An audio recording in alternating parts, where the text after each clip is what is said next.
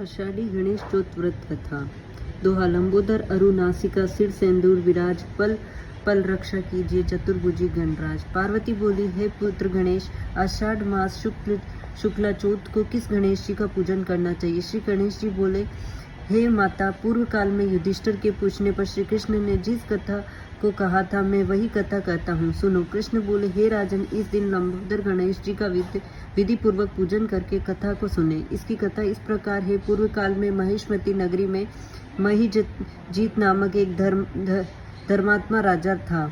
उसके कोई पुत्र नहीं था, अतः वह रात दिन पुत्र की चिंता में रहता था। बहुत सारा दान पुण्य भी पुत्र प्राप्ति के लिए किया और वृद्धावस्था भी आ गई, परंतु पुत्र नहीं हुआ। राजा ने अपने राज्य के ब्राह्मणों तथा प्रजाजनों को बुलाया और उनसे पूछा, हे ब्राह्मणों और प्रजाजनों, मैंने सदा धर्म पूर्वक पृथ्वी का पालन किया परंतु मेरे संतान नहीं है, इसका क्या कारण है? उस समय एक कल्प में जिनका एक लोम गिरता है, उससे तपस्वी लोमस ऋषि बोले हैं, ब्राह्मणों एवं प्रजाजनों, नरेश यदि भक्ति पूर्वक संकटों की नाशक श्री गणेश चौथ का व्रत करे, यानी आषाढ़ मास में लंबोदर गणेश का पूजन करे, तो उसे संतान अवश्य ही प्राप्त होगी। तब राजा ने सभी ब्राह्मणों तथा प्रजाजनों का तो सत्कार कर विदा किया और भक्ति पूर्वक गणेश चौथ का व्रत करने लगा। श्री गणेश जी की कृपा से राजा की शुद्ध क्षणी रानी के गर्भाधान हुआ और 10वें मास में एक सुंदर पुत्र पैदा हुआ।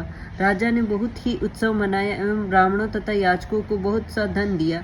प्रजा ने भी बहुत ही खुशी मनाई। श्री कृष्ण बोले, हे पार्थ, श्री गणेश का ऐसा ही प्रभाव है, जो मनुष्य भक्ति पूर्वक गणेश का व्रत करते हैं, उनके सभी संकट दूर हो जाते हैं। अतः तुम भी इस व्रत को करो, इससे शत्रुओं पर विजय पाकर राज्य की प्राप्ति होगी। जो मनुष्य गणेश की कथा सुनते हैं अथवा भक्ति पूर्वक दूसरों को सुनाते हैं, उनके सभी विघ्न नाश हो जाते हैं और सभी मनोकामनाएं पूर्ण होती है। कथा समाप्त। बोलिए श्री गणेश जी भगवान की जय, चौथ माता की जय।